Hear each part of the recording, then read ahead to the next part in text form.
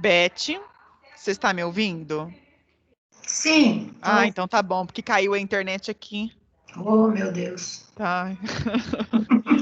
Então, se eu sumir, você já sabe, tá? Tá. Aí você pega o controle, tá?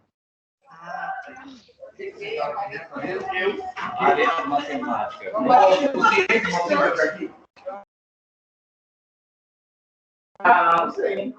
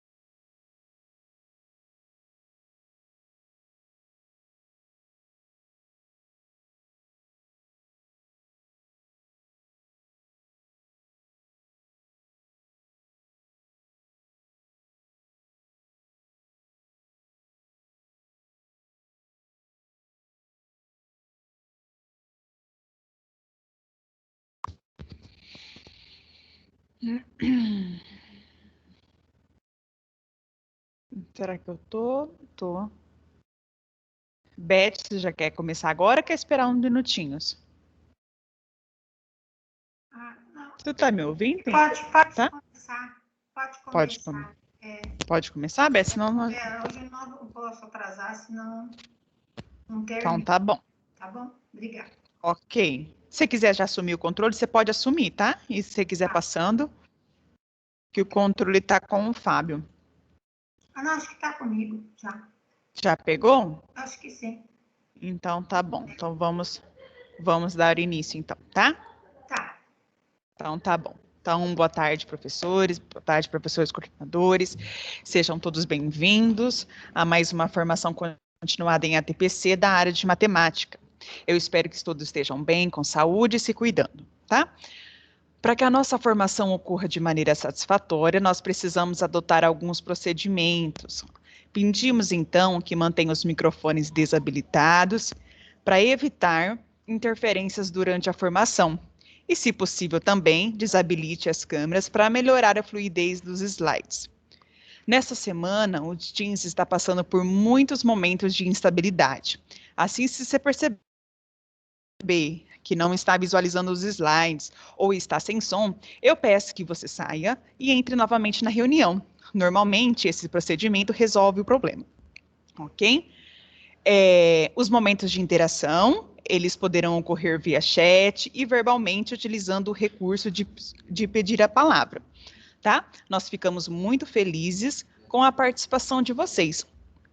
Informo também que esta formação já está sendo gravada e em seguida será disponibilizada no link dos materiais, o mesmo que já se encontra no chat. E neste link se encontra todos os materiais que serão utilizados na formação de hoje e também nas formações passadas. Ao final desta formação, solicitaremos que responda uma breve avaliação. Tanto nesta formação como na da anterior, nós disponibilizamos uma avaliação específica. Então, assim, eu peço que vocês respondam a avaliação do link disponibilizado hoje, ok? É importante que vocês participem desta avaliação, pois a opinião de vocês contribui muito para os nossos trabalhos. Assim, eu agradeço a atenção de vocês e convido a PCNP da Elizabeth para dar o início na formação de hoje. Boa tarde, Beth. Boa tarde, pessoal. Bom, deixa eu aparecer um pouquinho aqui, que fica mais interessante, né? Bom, espero que todos estejam bem e agradeço muito a participação e principalmente a presença de vocês hoje, com tanta coisa que vocês têm para fazer, né? E já me desculpando da data, né? Que ficou aí para vocês fazerem essa tarefa. E uma data bastante inconveniente, confesso, mas na hora de planejar não me lembrei realmente disso. Então, eu já peço desculpas e vamos fazer do nosso encontro um espaço aqui de aprendizagem, o que for possível, ok? Muito obrigada, então, pela presença de vocês, tá? Bom, aqui está o link, então, dos materiais, né, para vocês. O título hoje dessa TPC, Estudos sobre Solução de Problemas, a parte 2. Então, é realmente uma continuidade do ATPC passado, né?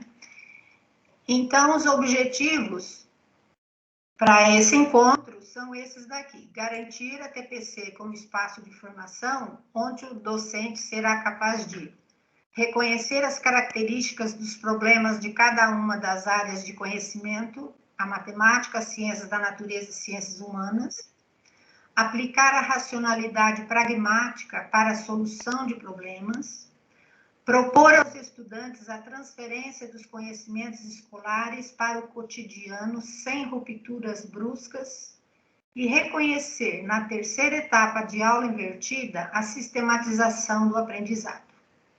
Ok? Então, eu espero muito conseguir realizar todos esses objetivos ainda hoje. Por isso,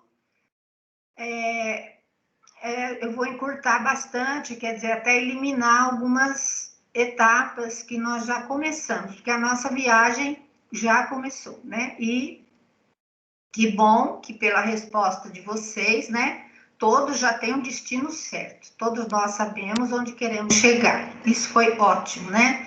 Vamos continuar, então, nos preparando para usufruirmos bastante dessa viagem agora. Então, tem mais um bocado aí de coisas para a gente poder viajar. A problematização, ela é a mesma, né? Pensando num professor e a sua problemática aqui, né? Olha, não consigo que a maioria dos meus alunos encontrem autonomamente a solução dos problemas que proponho, mesmo sugerindo os passos para a resolução de problemas. Existe alguma estratégia que me auxilie nessa situação? Então, a nossa proposta foi de ler esse livro, né, esse capítulo, para a gente encontrar algumas respostas, principalmente um aprofundamento sobre esse tema, resolução de problemas, né?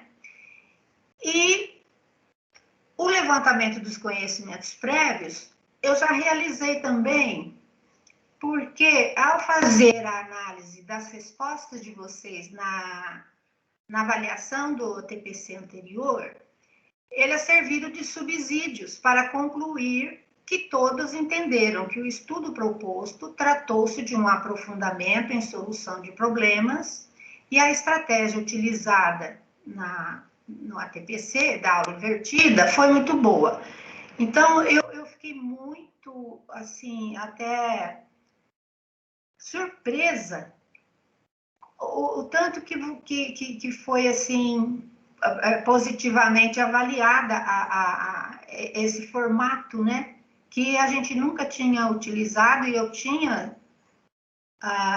sempre assim, pensado em fazer uma coisa desse tipo, mas nunca tinha dado oportunidade, nunca tinha tido oportunidade. Então, eu fiquei, assim, muito grata, né, muito aliviada de saber que foi uma coisa que, na opinião de vocês, foi muito boa, né?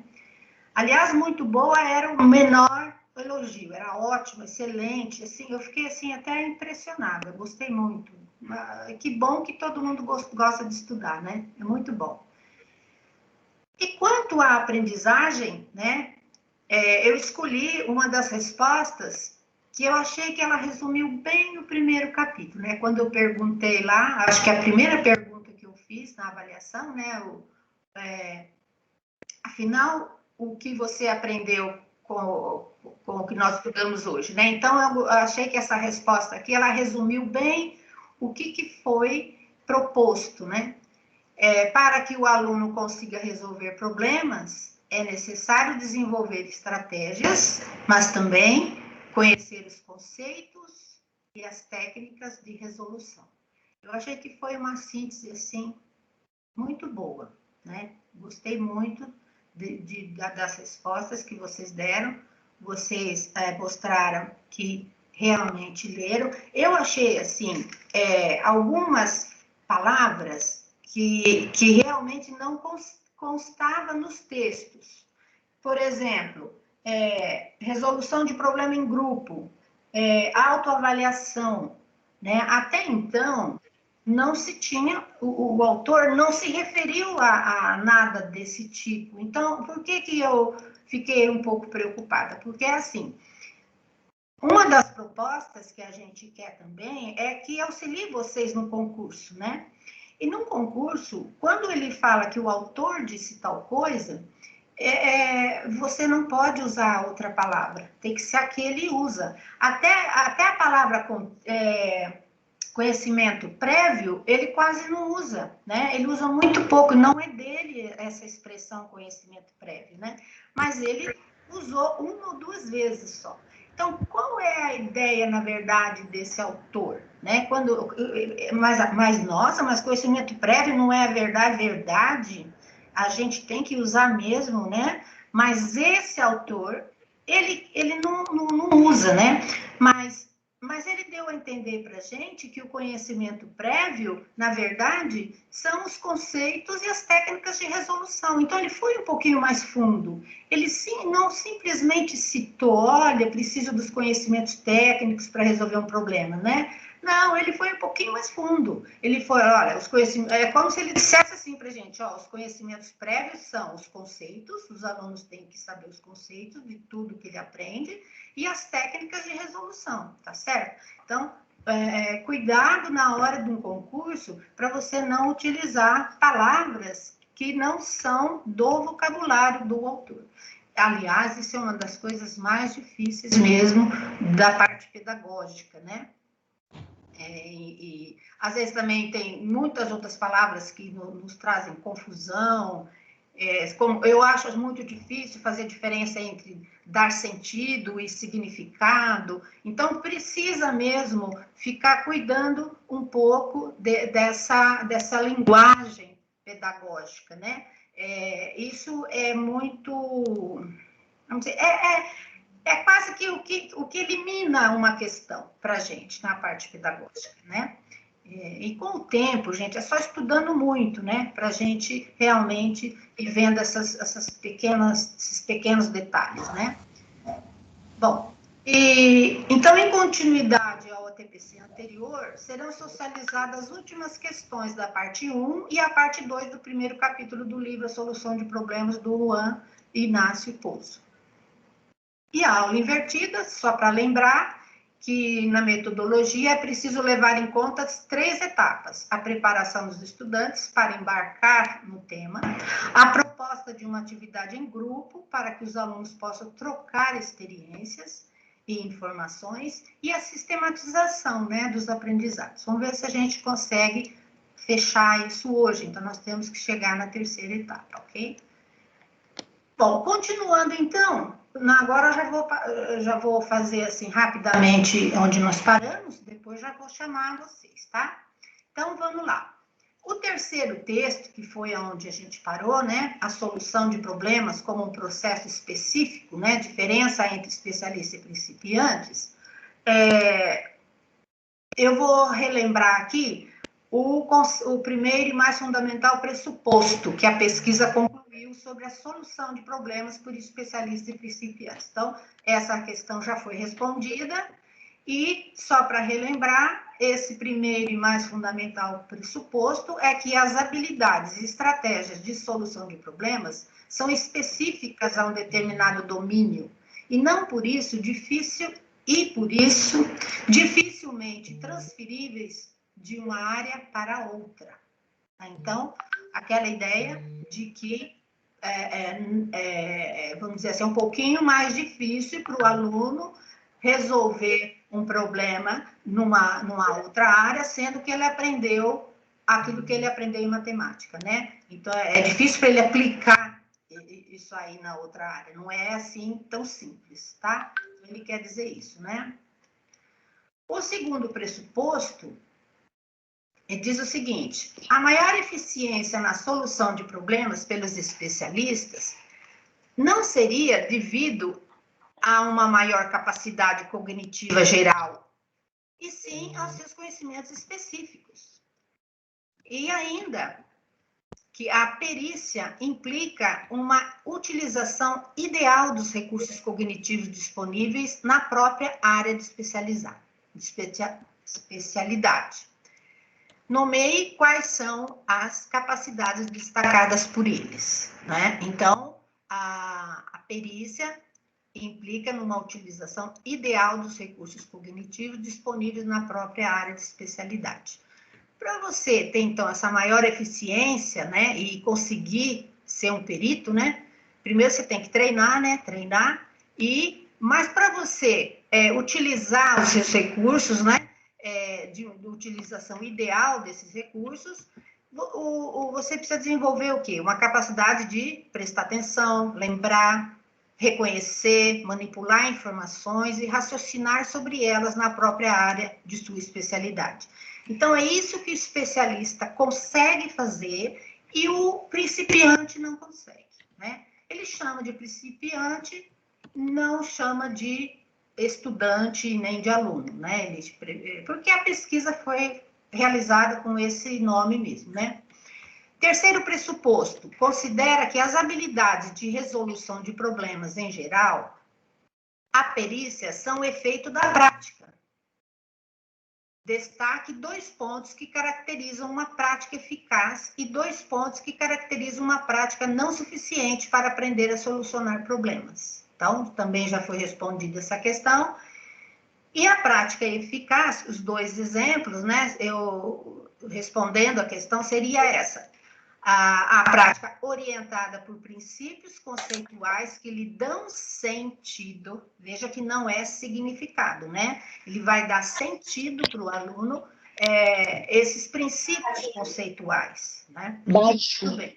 Segundo, um segundo exemplo de prática eficaz seria uma prática complementada com um conhecimento estratégico que permite utilizar um problema. Né, em problemas, tá? Então, a estratégia, vocês já sabem que ele fala muito nisso para resolver problemas, né? E fala muito em habilidade técnica para resolver exercício, ok? Não esqueçam aí desses detalhes, né? E o que seria uma prática não suficiente? Uma prática exercida pela quantidade. Então, também, que tipo de exercício que é adequado para ele ficar perito, para ele ficar, vamos dizer assim, como é que chama aquela palavra? Proficiente, né? Em resolver exercícios de matemática, né? Não basta também a quantidade, ó. Então, ela não é suficiente. Uma prática, exercício é pela quantidade. Quanto mais exercício você dá, mais ele fica perito. Não necessariamente. Então, porque não tem significado ou sentido para ele, então, muitas vezes não funciona. A maioria das vezes não funciona. Por isso que o estudo foi colocado. O que é que funciona, afinal, né? Segundo, um outro exemplo, a prática exercitada por tarefas rotineiras fechadas, né? Fechada no sentido que não dá a possibilidade de pensar, né?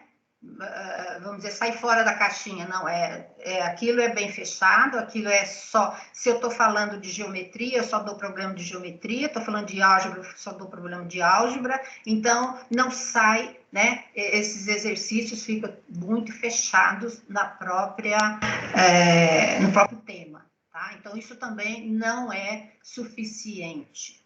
É para ser dado? É para ser dado? Pode ser dado. Até que ponto isso vai ajudar? Você que vai ver, mas não é suficiente, né? Então, por isso, a gente tem que avançar para sair dos exercícios e chegar nos problemas, ok? Bom, então, o quarto pressuposto ainda não foi respondido. E eu vou pedir, então, que as escolas Marilene e Castrecchini se manifestem com a resposta para essa questão, tá? Então, o quarto pressuposto considera que a eficiência na solução de problemas depende muito da disponibilização e da ativação de conhecimentos conceituais adequados. Diante desse pressuposto, pode-se afirmar que o especialista disponibiliza de uma grande... Ai, meu Deus, desculpa, eu estou ruim hoje para ler, hein? Diante desse pressuposto, pode-se afirmar que se o especialista disponibiliza de uma grande quantidade de conhecimentos conceituais, é suficiente para ser eficiente na solução de problemas? Então, aí é uma questão da quantidade.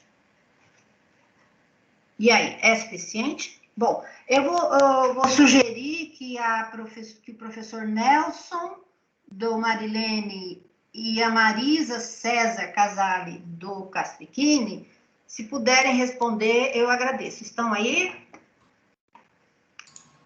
Boa tarde, estamos sim.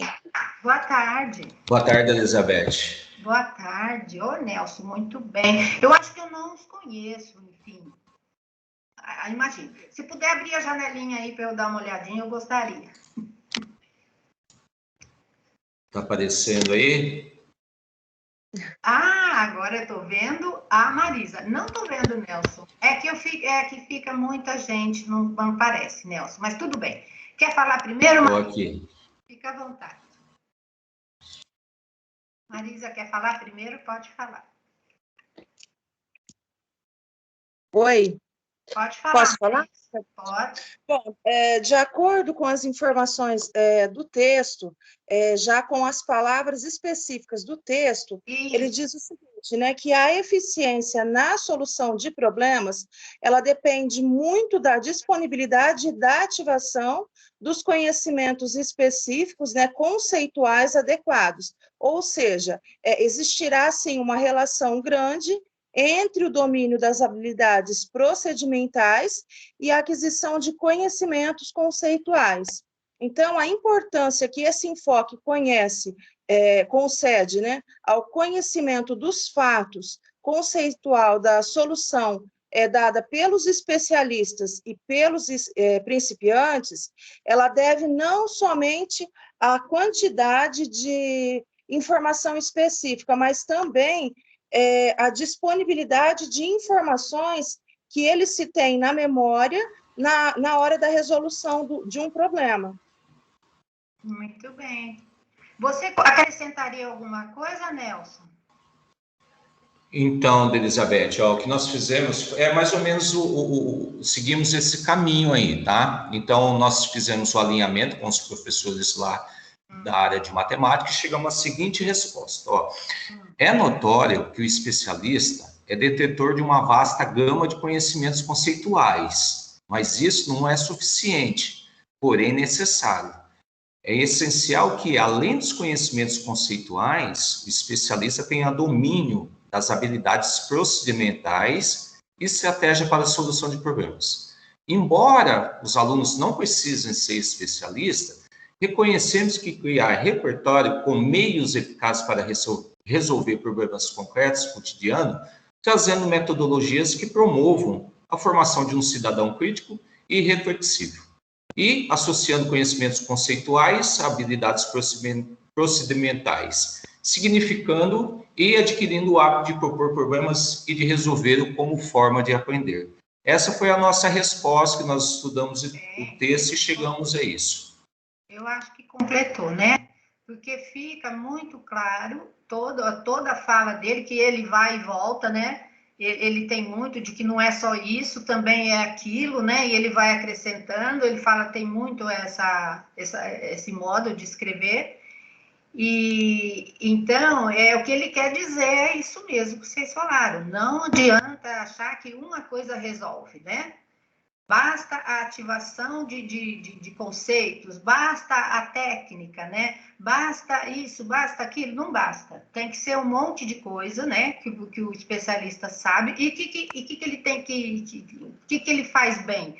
Ele usa adequadamente tudo que ele tem, né? Então, na verdade, é isso aí mesmo que vocês falaram, tá certo? Completinho, então, é por aí. Obrigada, meninos. Obrigado a você. Obrigada. Bom, continuando, então, a próxima questão é a quinta, né? A solução de problemas ainda do mesmo texto, né? Como um processo específico, né? Faz o seguinte. Quinto, não faz parte de nenhum currículo da educação básica transformar seus alunos em especialistas, mas, em defesa do enfoque dado para a solução de problemas como uma habilidade específica e não como uma habilidade geral, os autores aprofundarão nos próximos textos 4 pontos fundamentais do objetivo número 4 do projeto curricular básico de educação secundária obrigatória da Espanha, que ele anunciou anteriormente lá na página 14, né? Observando os títulos dos próximos textos, aponte quais os 4 pontos fundamentais que serão aprofundados. Eu convido o pessoal da Escola Sansara, mas eu não sei se eles estão aí. Estavam com bastante problemas para resolver na escola, e eu chamaria Márcio Rogério Bellini. Está aí, Márcio? É capaz que não, acho que eles tinham... Não tem ninguém da Escola Sansara aí, tem? Rogério, Marcelo, Eliane... Não, acho que eles não vieram. Então, mas a resposta a essa questão nada mais é do que o quê? Os títulos, né? Os próximos títulos dos textos que vêm por aí. Então, o primeiro, por exemplo, é chamar as estratégias pessoais de especialistas e principiantes, né? O outro texto é a especificidade das áreas de conhecimento. Depois, a aquisição de hábitos de raciocínio objetivo e a transferência para a solução de problemas cotidianos. Então, o que vai ser estudado agora são os pontos fundamentais que ele considera, né, um projeto básico de educação secundária, tá bom? Alguém gostaria de comentar alguma coisa sobre essa questão 5? Ela ficou um pouco confusa, né? Ela é confusa no livro, né? Talvez se você tirasse esse pedacinho aqui, essa parte da frase anunciado anteriormente na página 14, isso aqui é bem desprezível, você pode tirar essa parte que eu acho que fica melhor para compreender. Mas eu achei que ela ficou uma questão, não é que ela ficou, no livro fala exatamente o que está no livro, e eu também achei o livro um pouco confuso nesse momento. Mas é só isso que ele quis dizer. O que nós vamos estudar agora? Nós vamos aprofundar em tal, 4 pontos, ok? Então vamos lá. O próximo texto, então, o quarto texto que eu estou chamando, as estratégias pessoais de especialistas e principiantes. A primeira questão, eu vou pedir para a escola, o Saturnino, né? A Tânia Regina, vamos ver, Tânia, eu vou ler aqui.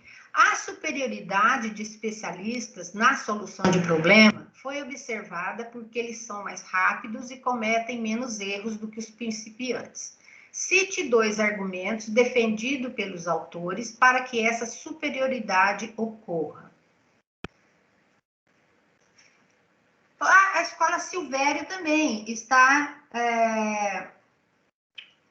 Pode também responder. Pode ser a Luísa Maria de Souza. Está aí, Luísa? Estou. Pode, você quer responder? Boa tarde. E a Tânia também está aí? Patrícia. Ah, sim. Mas a Tânia do Saturnino. Ah, tá. Tá aí, Tânia? Do Saturnino tem, por exemplo... A Lisandra Ardisson? Não? Maria de Lourdes Mendes? Nem a Lourdes, então não vou chamar mais ninguém, porque não deve ter. Então, pois não, pode falar, por favor, Luísa. O que vocês... Ou Patrícia, pode ajudar também, se você quiser. A Patrícia está aqui do meu lado, até porque nós estamos na escola, né? Tá certo. A gente está em aula hoje. Fica Mas olha, a gente... Nós lemos, né, e chegamos assim à conclusão que os especialistas, eles costumam investir, né, menos tempo do que os principiantes. E os especialistas, né, eles veem a solução dos conhecimentos prévios disponíveis, que permite facilitar as características, né? Concorda? Ah, tá. Você colocou 2 argumentos, né? Pelo superioridade. Foi chegar. Bom, também... na verdade, isso daí são as condições que eles têm, né? Para que realmente ele comece. Isso, é isso mesmo. Eu acho que responde também. Você poderia dizer também que eu acho que você falou isso, reconhecem com facilidade as características ou atributos essenciais do problema. Eu acho isso uma coisa tão importante, porque quando o professor olha para um problema, ele já caracteriza aquele problema. Ele vê que aquela estrutura daquele problema ou é de geometria, ou é um problema de aritmética, ou é de, sabe? Ele tem uma característica, né? Problema, por exemplo, problema de proporcionalidade, né? Eles são tão característicos, eu acho. Então, quando a gente olha para o problema, o especialista tem essa capacidade, entende? Então, acho que mais ou menos também esse é um argumento, né? O que mais que eu poderia dizer? Como ele é uma pessoa com muita prática, né? Ele automatiza, né? Ele tem automatizado todas as habilidades dele, né? Então, porque não é só, porque essa habilidade dele observar características, ele também treinou isso, entende? Então, essa é uma automatizou já. Esse problema eu já vi, ele é do tipo tal, né?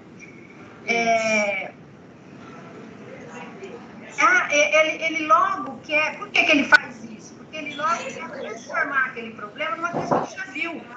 Aí que tem o conhecimento prévio. Por isso que é interessante quando você fala em conhecimento prévio, porque assim, eu olho o problema e não me assusto. Por quê? Porque eu já vi um problema parecido, né? Então, é isso. Ele acaba transformando o problema numa coisa mais familiar. E isso tira aquele medo dele do desconhecido, tá? Que às vezes acomete, né? Aquele que vai um principiante, né? Eles têm medo de problema de matemática, né? E também eles usam aquela regra para frente, né? Ele parte dali e vai para frente também. Também é um argumento defendido pelo autor, que é uma coisa que ajuda o especialista, né? Ele olha o problema, ele parte dos dados para o resultado. Enquanto que o principiante fica ali sem saber muito bem o que fazer, né? Bom, muito obrigada, meninas. Luísa, Maria, valeu o estudo. Obrigada, Elizabeth, por você ter terminado de responder aí, tá? Não tinha... Não, mas tudo bem, é assim mesmo. Então tá, tchau. A próxima questão, eu vou chamar o pessoal do Silvio Miolo. Se possível, Por favor. Segundo os autores, a solução especializada de problemas baseia-se em grande parte na aplicação de procedimentos técnicos, mais que no uso deliberado e intencional de estratégias. Mas qual é a outra vantagem do especialista quando enfrenta verdadeiros problemas que requerem um processo estratégico e não automatizado? Então, a pergunta... E aí, tem mais coisa ainda, né? Então, ele já tem duas coisas, mas ainda falta uma. Pessoal do Silvio Mioto, Fernando Augusto Pinhel, tá aí? Poderia responder, por favor? Silvio Mioto também não está? Érica, tá aí, Érica? Vânia, também não está? Hoje o dia não foi bom, né, para fazer isso, porque tá todo mundo em conselho, eu não... Alguns me avisaram, outros não. Bom, alguém gostaria de responder essa do Silvio Mioto? O que mais que falta para o professor? Qual é a outra vantagem? Mas qual é a outra vantagem? Quando ele que ele tem? A aplicação do procedimento técnico, mais o uso deliberado e intencional de estratégia. Então, ele já tem o procedimento técnico e já tem as estratégias. Ele sabe fazer conta e ele vai fazer o quê? Eu sei lá o que ele vai fazer com essa... Ele pega uma estratégia e pensa nisso, pensa naquilo, põe de ponta cabeça essa conta. Mas o que mais que ele precisa? Nós falamos lá na frente, naquela primeira resolução. Sabe o que ele precisa? Dos princípios conceituais. Não esquecer que o conhecimento prévio, ele não é só de habilidade técnica. Tem que ter os princípios conceituais também, tá? Depois que vai adquirir estratégia. Então, a resposta aí seria a outra vantagem, é o seu conhecimento explícito dos princípios conceituais que regem o problema. Quer dizer, para que serve? Que conceito é esse, né? Por que ele nasceu, esse conceito? Para que ele serviu? Será que ele vai servir para esse meu problema? Então, o conceito daquilo que você está ensinando, ele é extremamente... Você viu que ele é importante, né? A terceira questão, eu vou fazer para o Tunico Barão, pessoal do Tunico Barão. Qual foi a conclusão sobre a superioridade na eficiência do especialista na solução de problemas? Vamos ver. Eliane Martins, está aí?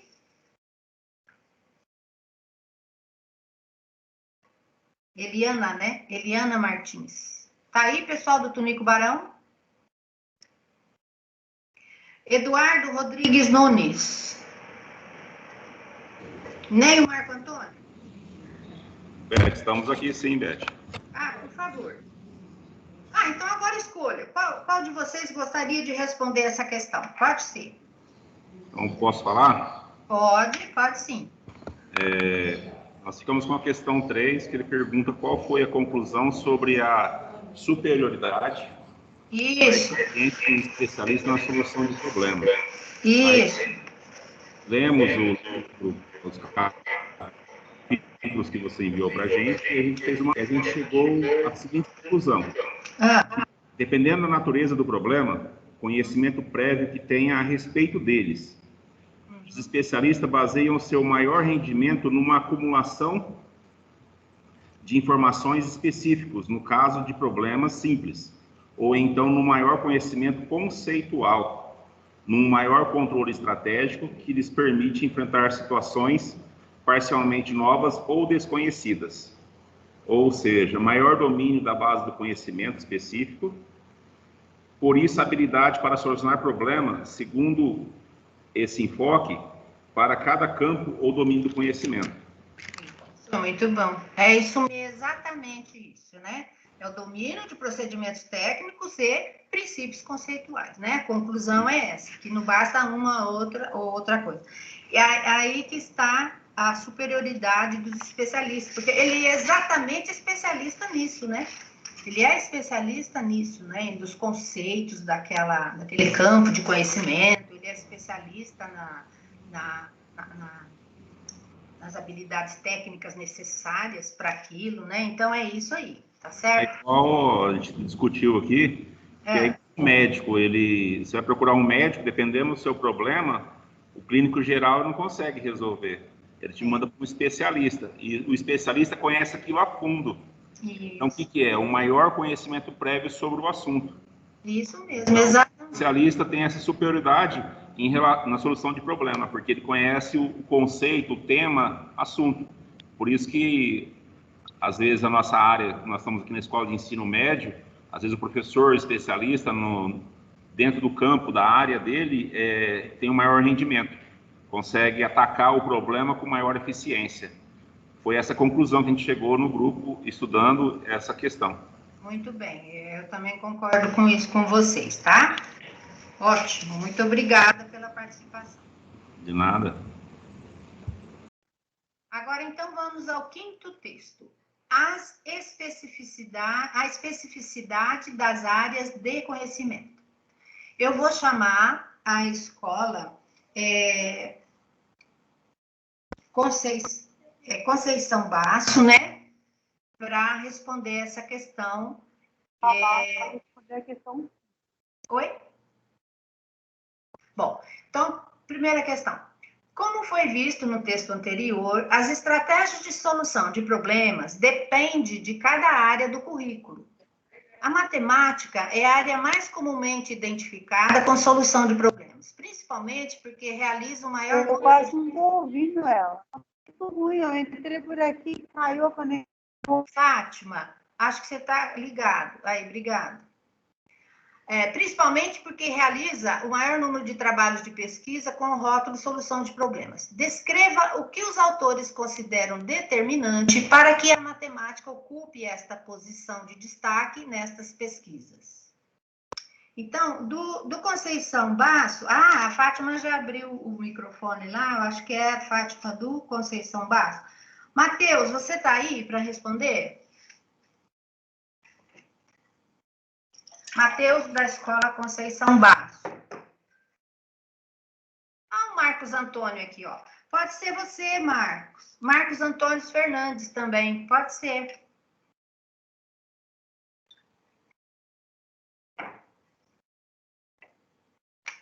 Não tem ninguém da Escola Conceição Basso?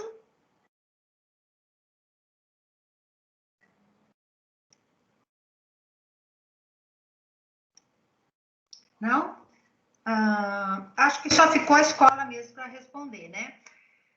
Bom, a matemática, então, alguém gostaria de responder essa questão? Também tem o Vitor lá, parece que é Vitor César, tá lá? Tá aí, Vitor?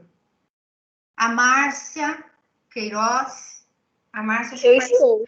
Ah, Márcia, fala, você falou outra vez, pode falar agora, por favor. Você poderia repetir para mim? Pois não. Está falhando muito aqui. Tá.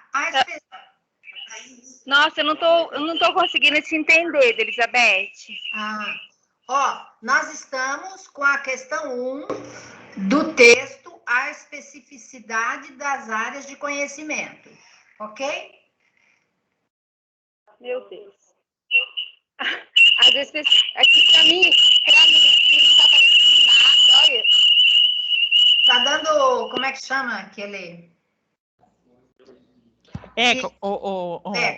Beth, Oi, qualquer coisa, fecha o seu áudio na hora que eles forem falar, vê se é isso. Ah, é verdade. Lembra aquela vez que a gente descobriu que era isso? Isso, então pode falar, Márcia, vamos ver. Oi. Nossa, a conexão tá muito ruim, Beth, não tô te entendendo nada. E para mim aqui não tá aparecendo nada. Você quer que eu repita, Beth, para ela? Por favor. Então, tá bom. Então, como foi visto, nós estamos falando do texto 2, tá? No 5º texto, a parte 2, tá? A questão é essa, como foi visto no texto anterior, as estratégias de solução de problemas dependem de cada área do currículo. A matemática é a área mais comumente identificada com soluções de problemas, principalmente porque realiza o maior número de trabalhos de pesquisas com um rótulo solução de problemas. Descreva o que os autores consideram determinantes para que a matemática ocupe essa posição de destaque nessas pesquisas.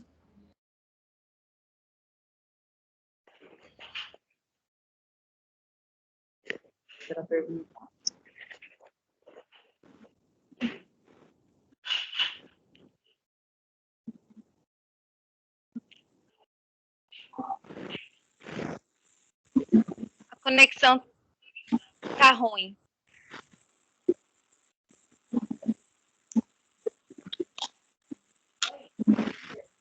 Alô? Oi, Márcia, nós estamos te ouvindo, tá? Eu não consigo ouvir direito. Ah, então deve ser a sua conexão, então. Que a gente É te ouve normal. Eu ouço cortando. Ah, então deve ser a sua conexão, então. Ô, Márcia, tudo bem, então agradeço bastante, muito mesmo, de coração, a tua participação, tá? Eu vou responder por vocês, ok?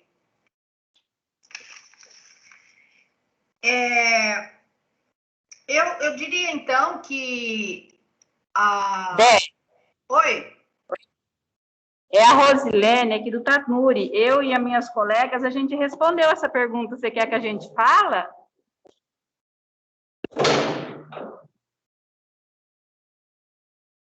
Oi, Beth. O que aconteceu? Beth, você tá muda? Seu áudio está desligado? Ah, é verdade, desculpa. Tá, pode falar, Rosilene. Eu fiquei muito feliz. Pode falar. Então tá. Eu e minhas colegas aqui, a Tainá e a Franciele, a gente tinha respondido essa questão. Então, Maravilha, maravilha. Nós colocamos assim, Beth, ó.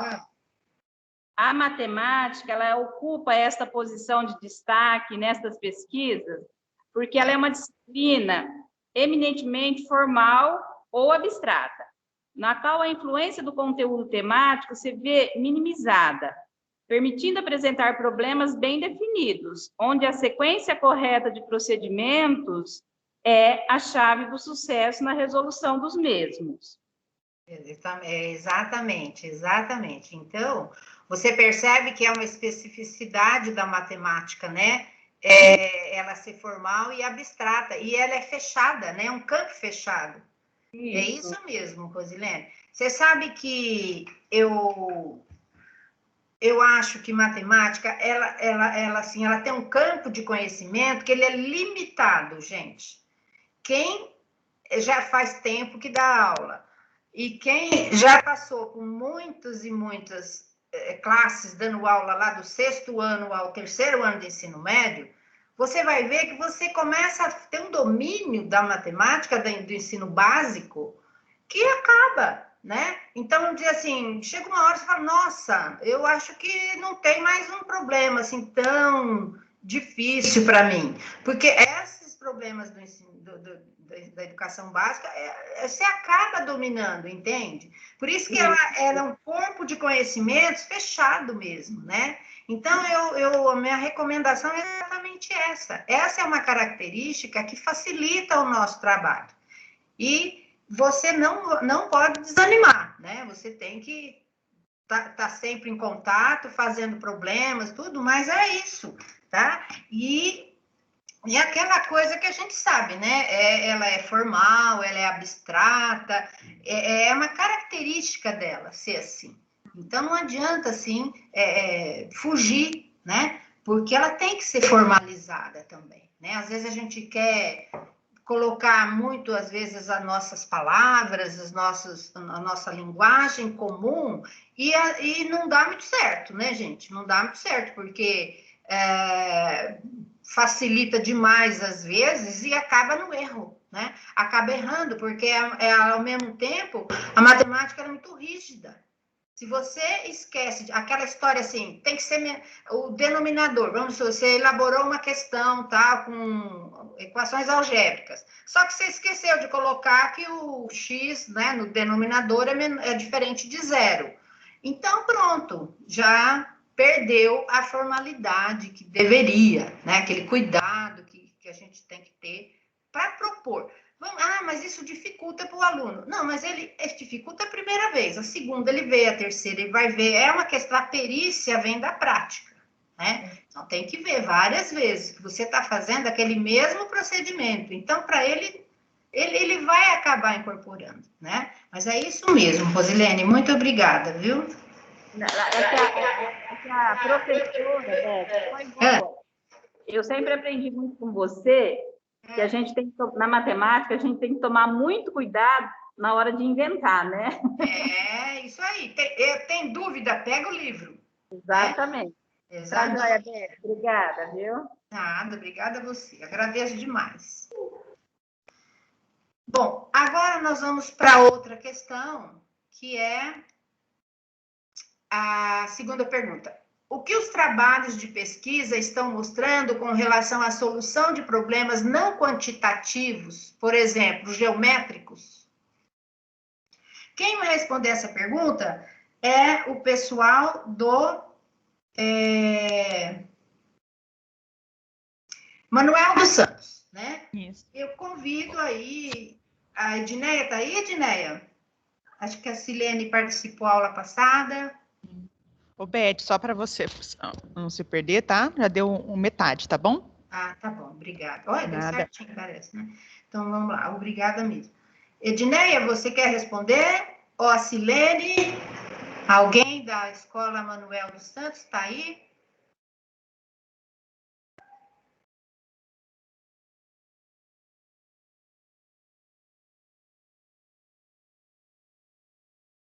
Não? Alguém gostaria de responder essa do Manuel dos Santos? O que os trabalhos com relação, as pesquisas em relação aos problemas não quantitativos, né? O de geométricos. O que eles estão, assim, trazendo de novidade? Eu vou responder essa, então. Estão mostrando a influência do conteúdo, relacionando com a dificuldade de gerar uma representação adequada e também a importância das habilidades de autorregulação, a metacognição, no controle do conhecimento heurístico e estratégico.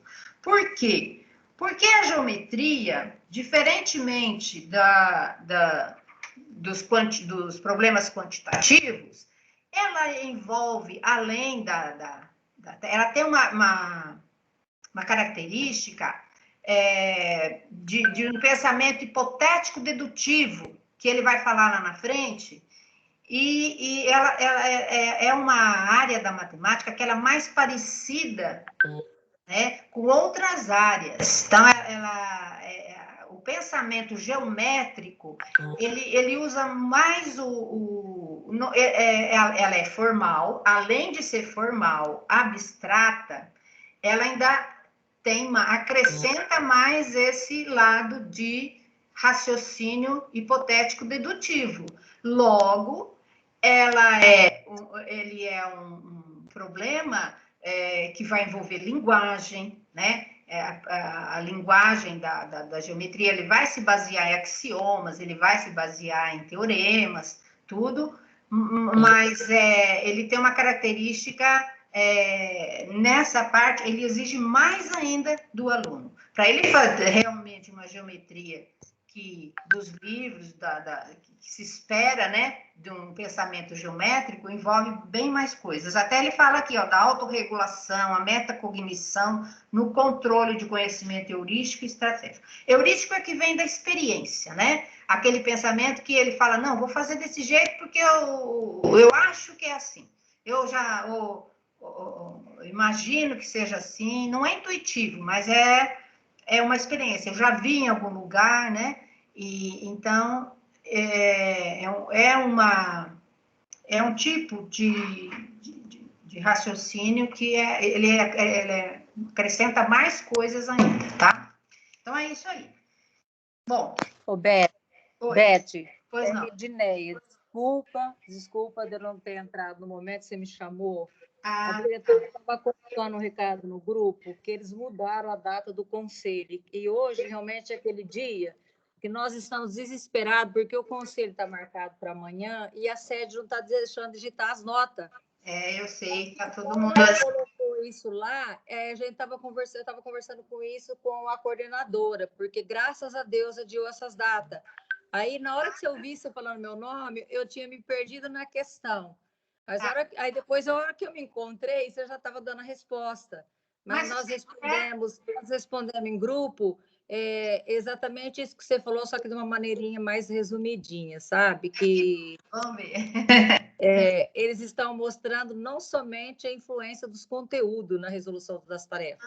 Isso mesmo. Eles destacam a importância das habilidades de autorregulação e metacognição no controle do conhecimento heurístico e estratégico. Sim, foi o que você falou. É isso mesmo. Acho que eu até esqueci de falar que aí a importância é muito grande do conteúdo, né? Ele aparece mais do que lá quando é quantitativo, né? Porque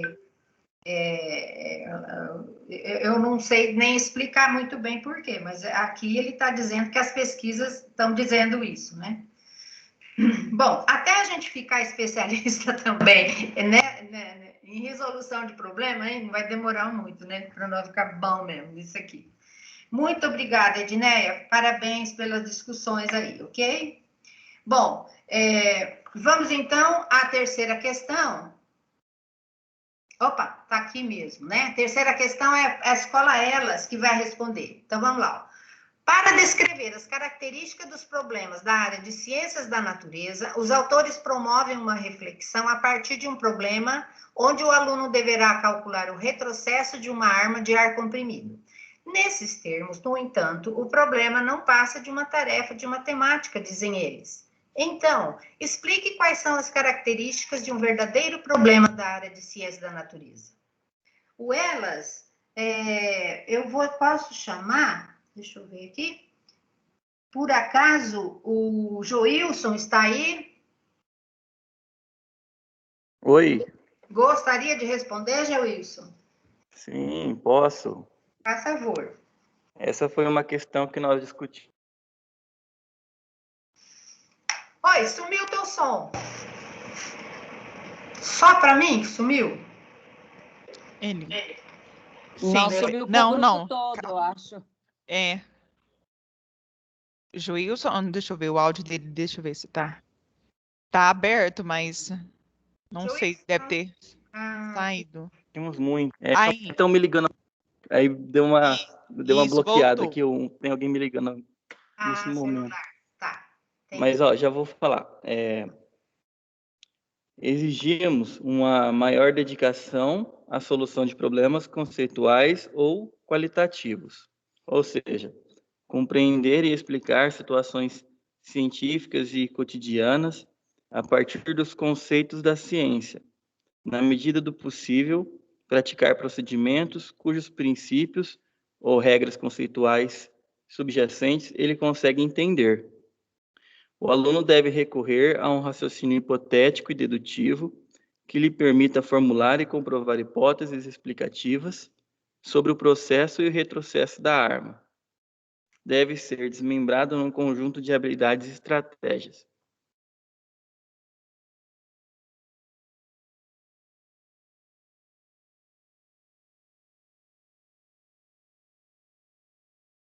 Beth, meu áudio sumiu. Isso. Beth, você está com o fone fechado. É verdade. Não, gostei demais da resposta. Acho que foi até melhor que a minha. Vou pedir para você colocar aqui, para mim. Mas você sabe, Joilson, que realmente teve uma época que a gente trabalhava muito matemática, né, na ciência da natureza. E hoje não é o foco, né? Então, mas sim o raciocínio científico, né? Onde o aluno tem que tentar explicar, né, de uma maneira científica, né, as coisas, né? E o que tem que o aluno tem que desenvolver? Conceitos, muitos conceitos, né? Mas o que vai ser cobrado dele? Mas a qualidade desse conceito, né? E não a quantidade, né? Também é qualitativo e conceitual, né? Impera aí. Muito bom.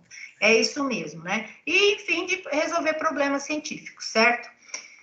E eles têm razão, né? A matemática fica em segundo plano, né? Primeiro tem que saber o conceito, né? A qualidade daquele conceito, ele tem que saber profundamente aquele conceito, né? E depois, se for o caso, né? Quantificar, né? Muito bom. É isso aí. E o raciocínio que ele usa é hipotético mesmo, dedutivo. Por isso que a geometria, ela fica mais próxima da ciência da natureza, né? Por causa desse tipo de raciocínio, que também é usado para a geometria, né? De uma hipótese, você depende de uma tese. Muito bom. Muito obrigada, Joilson. Parabéns pela apresentação. Pois você manda para mim sua resposta, por favor. Você manda? Mando sim. Tá bom, obrigada. Agora eu vou perguntar para o Lesbino, a escola Lesbino, a quarta questão aqui, né? Vamos ver se está aqui. Quarta, ó.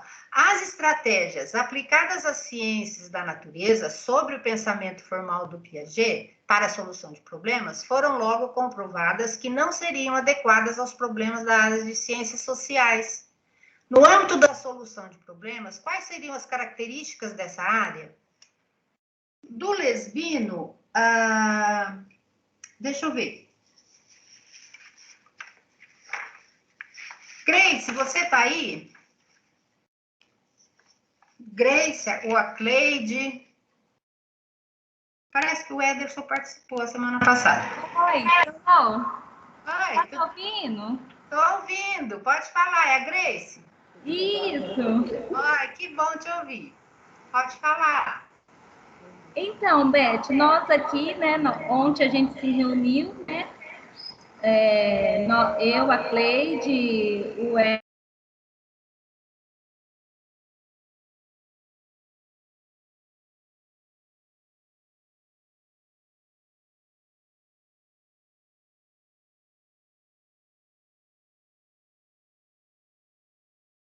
de uma solução correta, entre aspas, comumente aceita. Outra característica é a necessidade de lidar com soluções alternativas para o mesmo problema. A interação de diferentes perspectivas, a compreensão do ponto de vista dos outros, a empatia ou o chamado pensamento relativista. São as habilidades mais exigidas na resolução de um problema social de outras áreas. Muito bom. Olha, parece que você copiou aqui de mim, viu? Tá certinho. Eu também. Mas achei tão interessante as características das ciências sociais. Eu achei que está tão bem explicadinho, né? E realmente, né? Não é fácil essa área. Você viu como eles têm que se virar nos trinques ali, né? Não tem uma coisa definida. A causa, né? Qual é a causa exata, qual é o efeito, não é uma coisa linear, né? Assim, igual a matemática. Matemática, se A mais B é igual a C, então B mais C é igual a... Nem sei mais o que eu falei. Se A mais B é igual a C, então B mais A também é igual a C. Porque lá não, né? Começa num problema mal definido, você entra num mar de possibilidades e para sair, né? Aí você vai ter que escolher alguma saída ali, não é verdade? Então, eu penso que é isso as ciências, né? Eu acho que exige muito mais a maturidade do aluno para ele realmente fazer para ele adquirir essas habilidades, né? Olha, eles também sofrem para dar aula disso aí. Eu acho que... O que vocês acham? O que você acha, Grace? É mais difícil dar aula de matemática ou de ciências humanas? Eu acho que ciências humanas, né? Porque matemática, eu sei que não é fácil, muitos alunos não chega, mas é aquilo lá, né? É aquilo, e você sabe que você tem que chegar naquilo, né? Agora, você imagina você não ter, assim, norte, né? É difícil você ter maturidade, né, Ione? Verdade. Certinho. Então, um beijo para você. Obrigada, viu, querida? Beijo, obrigada. Bom, continuando, então, a questão 5, quem vai responder é a escola José Brandini. Ó. Na solução de problemas nas ciências físicos-matemáticas, predominam um raciocínio formal guiado pela racionalidade lógica. Qual é o traço cognitivo característico em ciências sociais? Ainda falando das ciências sociais. Lá do José Brandini, poderia responder quem está aí? O Lucas? Está aí, Lucas? Oi, Beth, estou sim. E aí, o que vocês responderam dessa questão? Em alinhamento com a equipe, a gente respondeu que o traço cognitivo característico dos especialistas em ciências sociais e a existência de um raciocínio baseado na capacidade de argumentação, no manejo de fontes e dados e na elaboração de discurso organizado e coerente. Ah, isso mesmo, muito bem. Eu também pus certinho aqui, igualzinho. Então, vocês viram como é que eles têm que se virar nos 30? Você vê, ó, manejar as fontes, porque ele vai argumentar em cima do quê? Ele não pode argumentar porque eu acho, né? Ele tem que ir lá nas fontes. E de lá daquela fonte, ele tem que fazer a leitura daquilo, vamos dizer, absorver ali algumas coisas. Inclusive, quando um olha... Uma pessoa olha para aqueles dados, ela até enxerga algumas coisas. A outra pessoa B vai ver os mesmos dados e enxerga outras. Olha que legal. Legal assim, mas fica assim, né? Sempre muito inseguro, né? Mas acho que é isso que também atrai, né? As pessoas dessa área, né? E aí, quando ele vai fazer o discurso, quando ele vai escrever, quando ele vai argumentar, né? Tem que ter coerência, né? Se eu encontrei isso nos dados, então eu posso afirmar aqui. Eu penso que é por aí. Mas é interessante, né? Como são diferentes da gente, né? Muito obrigada, Lucas. Um abraço para você, viu? Tchau. Obrigado eu, Beth. Você também, abraço. Bom, então, continuando aqui, agora nós vamos para o outro texto. Eu gostei muito desse texto anterior, que falava das áreas, né? Porque agora a gente fica assim, mais definido, vamos dizer, né? Muito bem. Agora, esse próximo texto, aquisição de hábitos de raciocínio objetivo. Tem um barulho aí. Bom. A aquisição de hábitos do raciocínio objetivo, né? Opa, agora nós vamos ter que aprofundar nos raciocínios aí. Explique o que determina o bom pensar para A, os modelos de racionalidade lógica, B, a racionalidade pragmática. Quem vai responder essa questão para a gente? Eu vou convidar a escola José Belúcio. Tá aí? Tem alguém? E a Jape também, e o Jape. Podemos fazer assim, o Belúcio pode responder a A e o Jape a B, ok? Do Belúcio, deixa eu ver quem que eu vou chamar. Pode ser a Eliane? Eliane Duarte. Tá aí, Eliane? Você tá aí? E do Jape, a Priscila. Tá aí, Priscila? Vocês estão aí? Estou sim, Elizabeth. Boa tarde. Boa tarde. Quem tá falando? A Priscila? Isso. Eliane, e a Eliane para responder a A? Vamos aguardar um pouquinho, Priscila. Bom, Priscila, então responde a primeira, por favor. O que determina um bom pensar para os modelos de racionalidade lógica? Elizabeth, nós fizemos uma reuniãozinha, né? E conversamos a esse respeito. Eu vou ler para você o que nós escrevemos, tá? Muito bom. Os modelos de racionalidade lógica. Estrutura formal com encadeamento lógica, sem interferência pessoal. Conteúdo e contextos são secundários. O que importa é a estrutura do pensamento. Seria algo como um único jeito de fazer conta. Um exemplo do raciocínio lógico seria resolver uma equação completa do segundo grau apenas por Bhaskara. Você aceitar apenas aquela forma, né, que seria feita, que ele não fizesse de outras formas diferentes, ou ele simplesmente ver uma forma.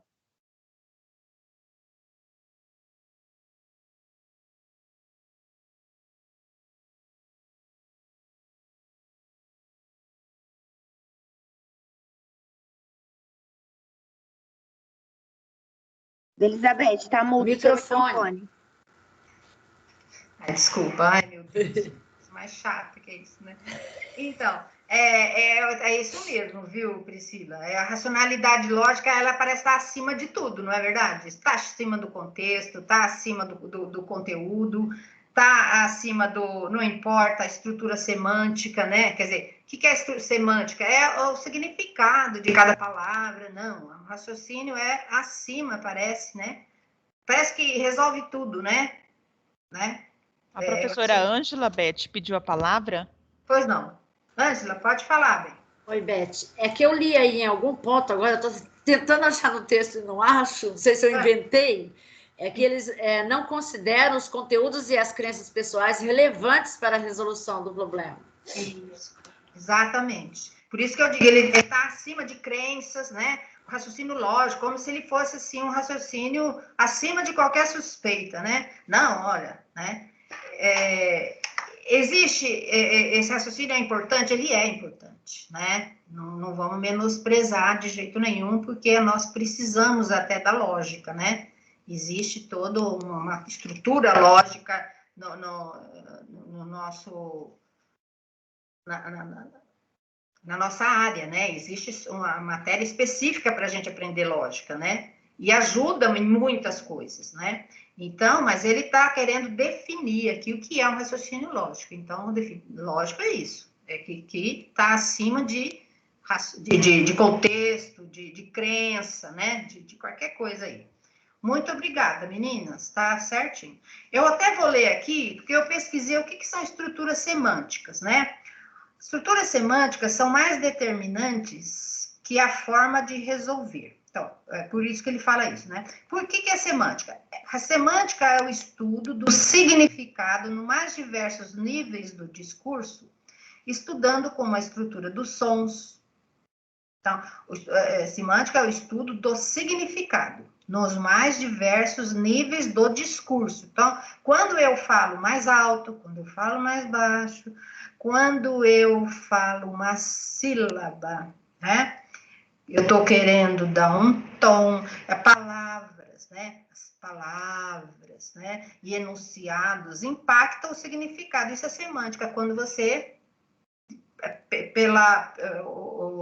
oralmente ou pela escrita, você leva em consideração o significado dessas palavras. Essa teoria, assim, de semântica, ela é muito usada no discurso, né? Quando um político quer fazer um discurso, ele manda para alguém especialista em semântica, porque cada palavra que ele vai falar, vai repercutir de certa forma, né? Tá certo? Então, eles escolhem muito bem as palavras, tá?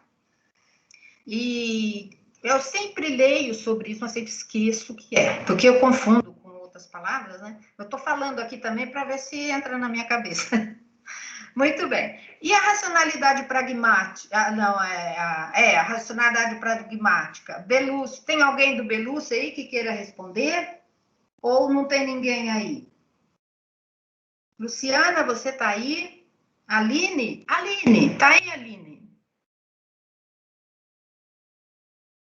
Bom, acho que não tem ninguém, né? Alguém quer responder? Beth. Oi, bem. É a Silene da Manuel dos Santos, tudo bem? Tudo bem, Silene. E você, querida? Tudo jóia. Você me perdoa, meu áudio aqui travou. Eu apertava para destravar para te responder, mas ele não destravava, tá? Agora que eu consegui resolver. Eu vou responder para você a racionalidade pragmática, se você permitir. Adoraria. Você que fez o dicionário das crianças? Oi? Você que outro dia falou sobre um dicionário que você faz junto com as crianças, ou não foi você? Não, Beth, não foi eu. Não, acho que foi a outra. Depois eu gostaria de conversar com a professora que fez o dicionário, tá? Pode falar, Silene, por favor. Então, nosso grupo, nós colocamos o seguinte, Beth, a racionalidade pragmática, nós colocamos na qual o bom pensar está determinado mais pelo contexto e as metas da tarefa, né? Não haveria uma forma universal para o bom pensar, mas este dependeria não somente do conteúdo da tarefa, mas também das metas ou fins da tarefa.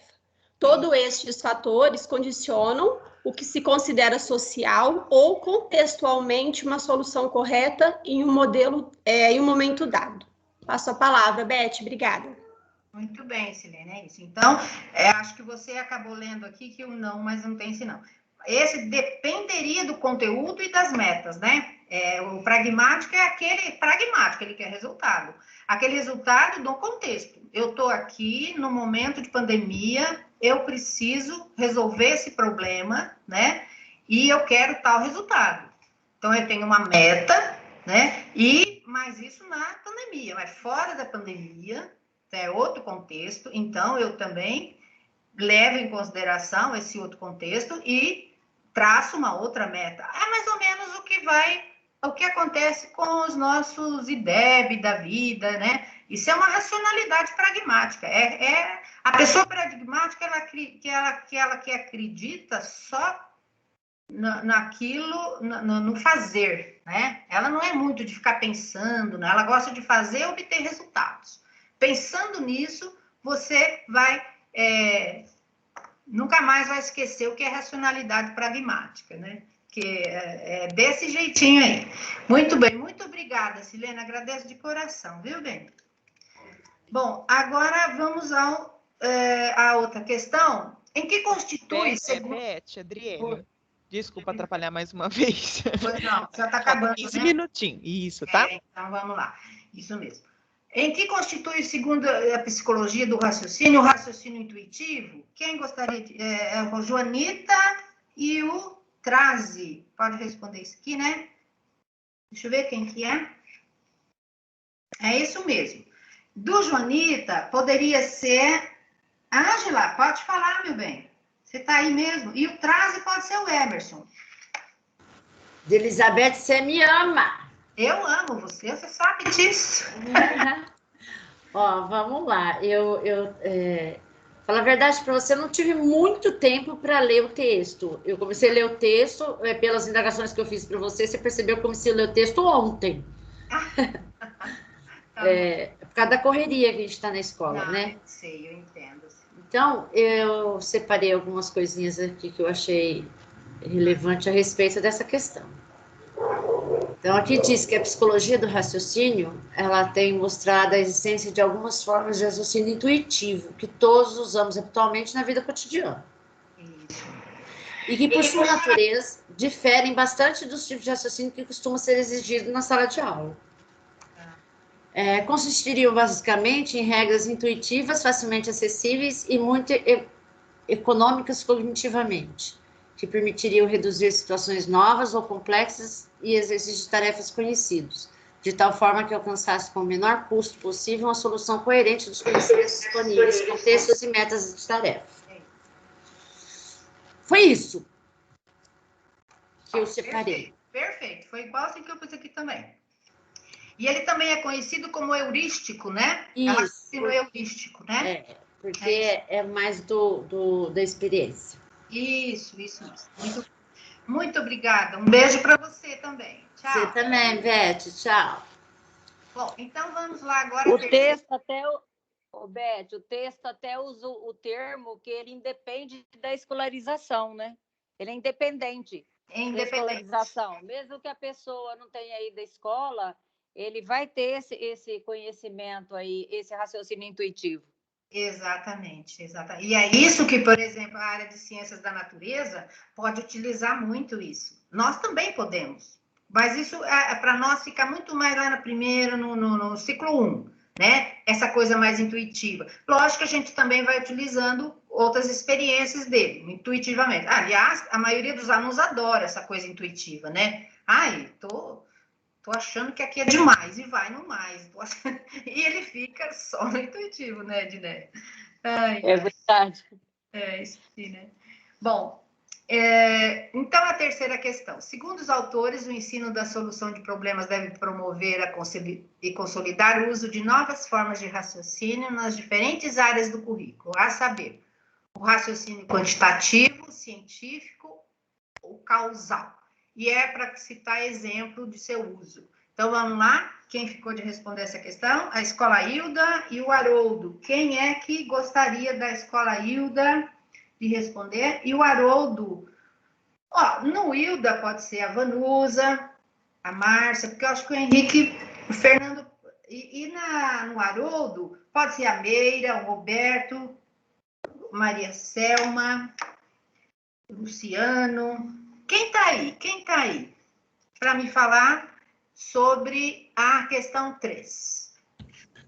Oi, Beth, aqui é o Roberto, do Haroldo. Maravilha, Roberto. Como é que você está? Tudo bem? Tudo jóia. Então, tá bom. Então, vamos lá, é para falar as 3?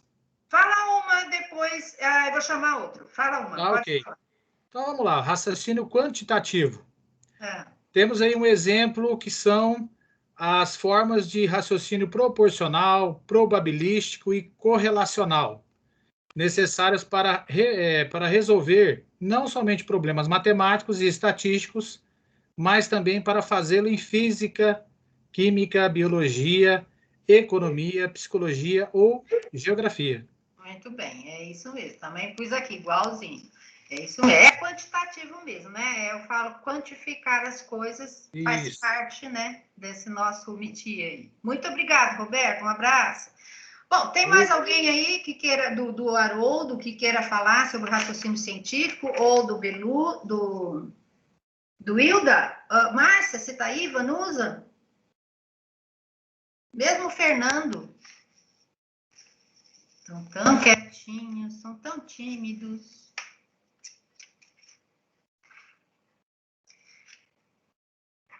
E do Haroldo, então? Pode falar também, pode ser. Meira, você quer falar? Um raciocínio científico, fala para mim.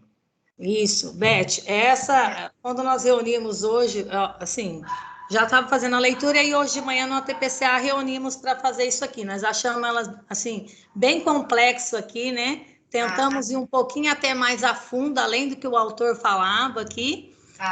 E achamos, assim, bem difícil. Quando falou do raciocínio científico, nós colocamos que é o raciocínio probabilístico, mas também formas de raciocínio lógico. Nossa senhora, peraí que eu me perdi aqui. Acho que você se perdeu. Peraí. Mas o lógico está certo. Peraí que eu passei aqui e sumiu. Raciocínio lógico que tão pouco são intuitivas. Tá? Então, nós falamos um pouco disso daqui. E do raciocínio, esse aqui, o primeiro que o Roberto falou, nós colocamos aquele que ele tinha falado. Esse outro, nós ficamos um pouquinho mais com dúvida e colocamos que era a forma de raciocínio lógico que tão pouco são intuitivas. Ótimo. Então, é verdade, mas ele também ele requer quantificações, né, e raciocínio lógico também. Ele também, que nem você falou... Requer também a quantidade. Isso, ele requer. Mas o raciocínio científico, o que ele é antes de tudo? Ele aqui ele fala assim, ele é um contraste entre a teoria e os fatos, né? Então, você tem o fato, né? Um canudinho boia numa água. Canudinho boia numa água. Agora, você tem uma teoria. Qual teoria que explica que esse canudinho boia, né? Então, você tem esse raciocínio científico.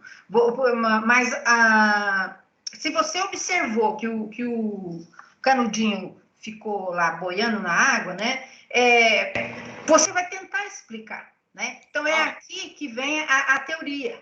Então, outra parte que nós chegamos ali à conclusão disso aí também, que a gente colocou isso que você está falando aí, que nós ficamos com dúvida, e acabou colocando que costuma requerer um contraste entre teorias ou modelos de um lado, ou dados de fato, ou outros, produzindo ajuste progressivo do conhecimento teórico e dados disponíveis da necessidade de procurar dados favoráveis e contrários a modelos apresentados. Isso é o que eles fazem com a Covid. Né? Isso, nós colocamos... Eles vão buscando uma teoria para explicar, olha, agora as pessoas são jovens. Por por que será? As jovens que estão pegando, porque eu acho que o vírus está fazendo isso, então eles começam a criar uma teoria, né? Então, isso é o raciocínio científico, entendeu? É isso mesmo, parabéns. É isso aí. Raciocínio causal. O que mais? Você quer continuar falando? Pode falando, porque nosso tempo está esgotando. Esse aí nós colocamos assim, que diante da interferência causal cotidiana linear e frequentemente unidirecional, as estruturas conceituais das ciências requerem para serem aplicadas a solução de problema, esquema ou interação causal. E essa parte aí nós achamos um pouquinho mais, assim, também mais complexas, e colocamos também que são esquemas explicativos associados à coexistência de duas formas complementares de explicação, causal e intencional. Isso, Eu pus assim, usa-se para resolver problemas de ciências sociais, com sua natureza multicausal, né? Porque as ciências sociais é que usa esse raciocínio de causa e efeito, né?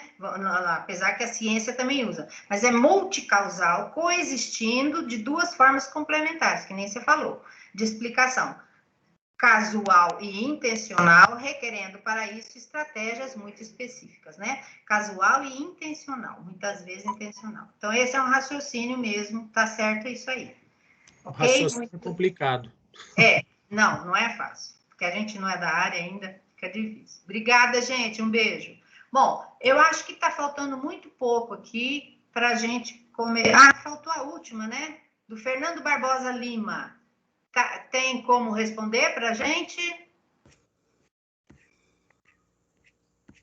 Após a exposição... Cadê? Onde que eu parei aqui? Deixa eu ver onde que eu estou. Eu saí completamente do meu... É isso aí mesmo, Beth. Não, esse aqui já é... Não é essa, não. Não, esse aí já é o último. É esse aqui, Após a exposição desses raciocínios, qual é a conclusão final? Qual é a melhor solução para o problema? Está definido por quais critérios? Por quê? Quem é que vai me dar esse cheque final aqui? E nós vamos deixar o outro texto para o próximo ATPC, infelizmente, porque está acabando. Fernando Barbosa Lima. Jéssica, você está aí? Qual é a conclusão final, Jéssica? Não? Giliane, tá aí? E a Milena, tá aí? Você quer que eu fale, Elizabeth? Pode falar, Ginete. Nós, da Manuel, colocamos assim, que o uso de uma ou de outra forma de raciocínio para a solução de um problema concreto constitui uma questão estratégica, dependente do contexto e das metas da tarefa. Ou seja, a melhor solução para um problema estará definida por critérios pragmáticos e não por critérios lógicos. Exatamente. É isso mesmo. Eu também coloquei isso. Muito bom. Porque o que ele chega à conclusão? Que não adianta ficar estudando. Você quer estudar matemática, você vai ficar estudando, tem que ter meta, né? E tem que ter contexto, tá certo? E naquele contexto é aquela coisa que eu quero estudar. Eu quero aquela meta, tá? E vamos ensinar nossos alunos isso aí, tá certo? Muito obrigada pela participação de todos. Eu achei interessante, porque o raciocínio lógico, gente, o que se pensava antigamente? Eu vou aprender xadrez para depois, vou ensinar xadrez para depois aprender matemática. Não deu certo, né? Não adianta. O raciocínio que ele faz para jogar xadrez é um, para resolver problema de matemática é outro, né? Então, gente, muito obrigada pela participação, né? Eu agradeço imensamente. Vai ficar o último texto. Aquelas escolas que faltam responder vão ficar as mesmas questões, a gente vai chamar na mesma ordem para todos, tá? Então, fica o último texto para a próxima TPC, ok? Eu peço que vocês respondam a avaliação, né? Deixa eu colocar aqui a avaliação, onde que ela está? Aqui no final. Aqui. Então, por favor, respondam a avaliação, é importante, né? E agradeço muito a participação de vocês imensamente. Enquanto vocês vão respondendo a avaliação, se alguém quiser, o microfone fica aberto para quem quiser usar esse espaço para falar alguma coisa. Vocês me desculpem a data que eu mandei tudo isso, né? Vocês acham que deu certo isso? A gente pode, em algum... Eu não sei, também não vou ficar tanto tempo mais trabalhando, não, mas se algum momento alguém quiser fazer novamente, vocês acham que é legal fazer esse tipo de coisa? Essa aula invertida aí, vocês estudam e depois a gente discute? O Beth, eu particularmente achei melhor assim, tá lendo o texto todo, do que um pedaço como foi na anterior. Na anterior, eu achei, pelo menos o pedaço que coube para o Manuel dos Santos, ficou muito complexo, parece que não ficou muito clara a leitura. Agora, esse lendo tudo, ficou muito mais fácil para a compreensão. Exatamente. Achei melhor assim, do jeito que foi hoje. Hoje, tá legal. Então, sabe o que aconteceu, Edneia? É que houve falta de comunicação com os coordenadores, coitados. Porque quando eu mandei o primeiro texto, eu mandei 15 dias antes do ATPC. Até antes, porque foi dia 15, eu mandei dia 28. E eu expliquei que era para todo mundo ler tudo e responder todas as questões, né? Mas eu comecei a pensar que não daria certo para a gente fazer uma discussão com tudo e com todos, né? Aí eu falei, gente, e depois? Como é que vai ser, né? Todo mundo responde tudo e depois? Eu vou fazer o quê com esses coitados, né? Todo mundo vai querer falar, não vai dar muito certo. Foi que, acho que uns 3 dias antes do ATPC, veja, fazia 15 dias que eu já tinha mandado. Então, achei que todo mundo já tivesse feito tudo, né? E uns 3 dias antes eu falei, bom, vamos fazer assim. A escola vai responder apenas uma questão cada uma. Não que era para ler só aquele texto ou só responder aquela questão, entendeu? Era exatamente assim. Entendi. O legal, Beth, então, acho que o legal seria ler o texto todo e já ter uma questão específica para a gente responder, entendeu? Porque nós estamos assim, Beth, com muito trabalho. Não, essa vez... Se você lê texto todo, você consegue participar com maior entusiasmo de todas as respostas de todas as outras escolas, entendeu? Eu entendi. Não, claro, sem dúvida. Não, a gente pode mudar a qualquer momento para melhorar, é isso aí. Valeu. Muito obrigada pela ideia, tá? Um beijo no coração para todos vocês. Até o próximo ATPC, tá? Tchau. Um beijo. Fica com Deus. Fica com Deus. Vocês também. Tchau, tchau. Boa tarde. Tchau, boa tarde.